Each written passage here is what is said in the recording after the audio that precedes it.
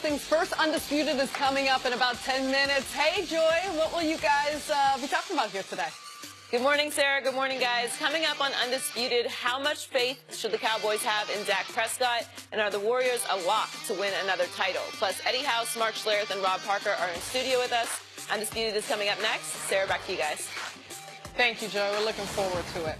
All right, it's time for us to go viral. There are plenty of questions on where Josh Allen should go in the draft, but nobody is questioning his arm strength. Here he is showing it off. Take a look.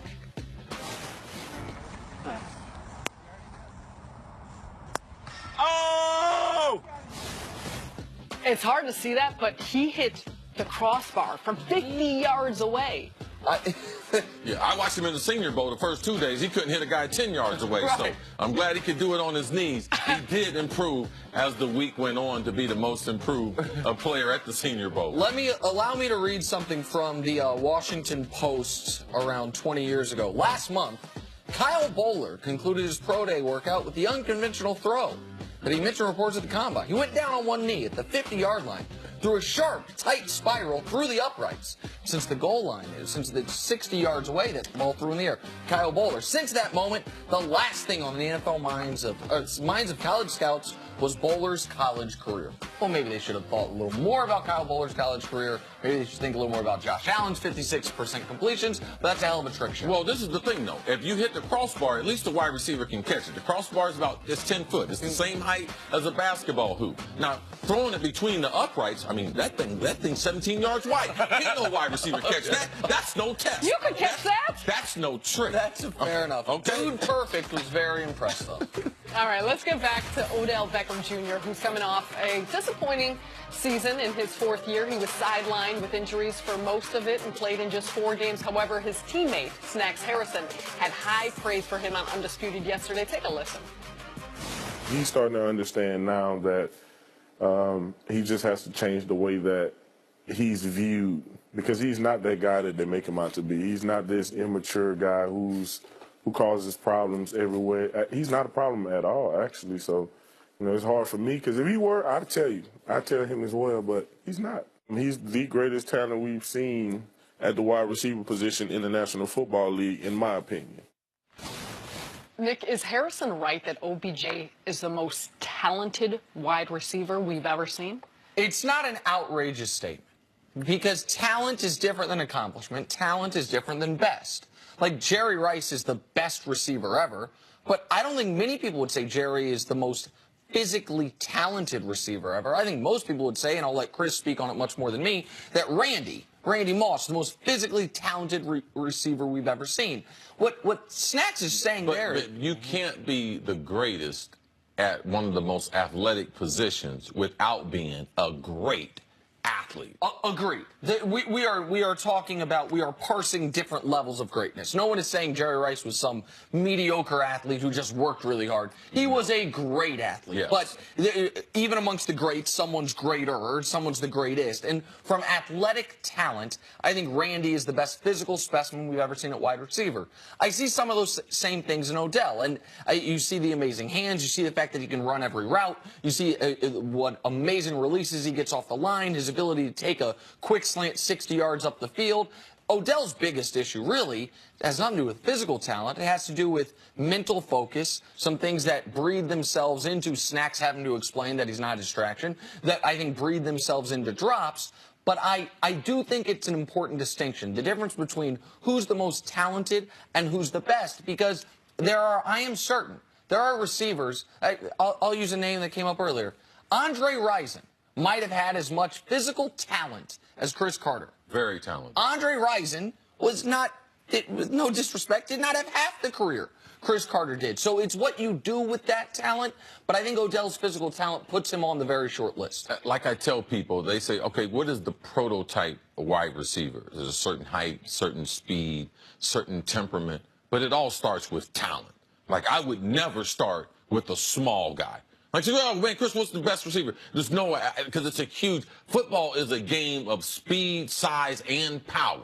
So the bigger I could be at a position, the reason why Calvin Johnson was special, you'd have to conclude him as one of the most talented. I've always said it. The most talented wide receiver that's ever played the game is Randy Moss. Now, if you want to go in the last 40 years, it's Randy Moss. And the reason why, big, 6'4.5", runs between a 4.25 and a 4.35 on a bad day, has an exceptional catching radius, can catch the ball left hand, right hand. He has no dominant hand. He can catch the ball low. He can run in traffic.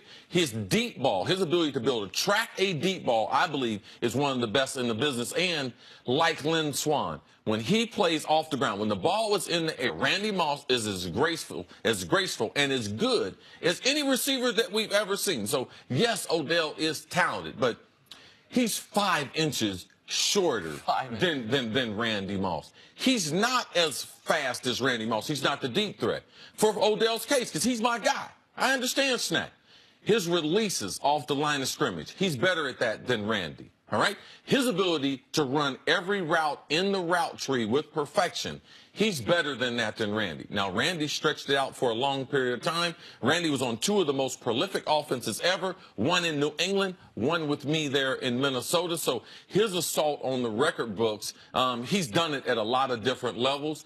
OBJ, because of his size, okay, to me, it becomes harder to be the best athlete because right now, is he a better athlete than Antonio Brown? Is he a better athlete than Julio Jones? Like Julio Jones probably the closest to, you were talking about the prototype, if you're building a wide receiver, like Randy is, Randy's ideal. But Randy's almost too it'd be freakish. like, what does a wide receiver look like? Julio Jones. 6'3", about 205 to 212, runs about a 4.3 to a 4.45 40. Those are the things. Not a diva receiver, one of the hardest workers in the building. All those components you have in Julio Jones. Now, he's not going to say anything. He's not going to have people tooting his horn. But him and Antonio and OBJ, those are the 3 best receivers, okay? Julio Jones is, man, he's cut out of a book. Like, his body, his lack of attention that he needs, his ability to be able to run with the football and run through tackles and broken tackles, like, they're all very, very special players. I'm not mad at Snacks. Snacks is he's a friend of the show. He's a friend of Snacks, too. That's the reason why he got the nickname. But I'm not mad at him because what he sees on a daily basis, like, from his view, like, he's right. And Odell, if you talk players on that team, is not one of, but he, or I should say he is one of, if not the hardest worker. He is a leader within that locker room, even though we see some of the distractions. There are some of what we consider distractions. I just want to spend a moment on Jerry Rice, because Jerry Rice was not 6'4". Jerry Rice did not run a 4.3. A lot of these, like you mentioned, very physically talented, but not the A+ at any of those things we just mentioned. Doesn't have the highest vertical leap. What made him Jerry Rice then? Jerry is mean guy, man. I mean, Jerry is so focused. He's such a learned person. When you tell him something, Jerry just consumes that information.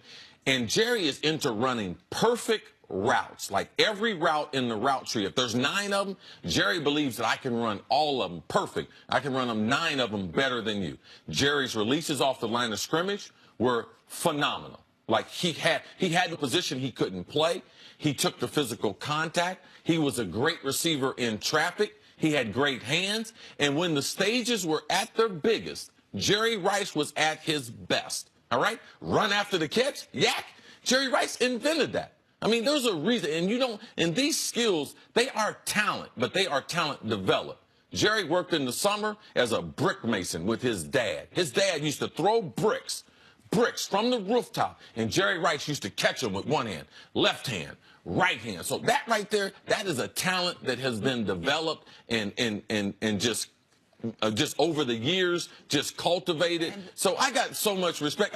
Talent is one thing, but what you do with that talent, that speaks to it too. So yeah, I'm all for Snacks saying this, but Jerry Rice, very, very talented and the greatest by a wide margin. And there's a special thing about a guy who, we said earlier, football's a good way to make you rich, but it's hard sport to play once you are rich. Jerry Rice, when he's already a Hall of Famer, when he's already considered the greatest receiver ever, he has 3 touchdowns in a Super Bowl. And he shows up to Hawaii and does what? Against with a the separated Chargers. shoulder. They have to kick him out of the game. They have to make him leave Hawaii. They let him know, the NFL, you are not going to be allowed to play. He had a separated shoulder. In the Pro Bowl. We're not going to pass you on the physical. He spat it up with his cleats on the table.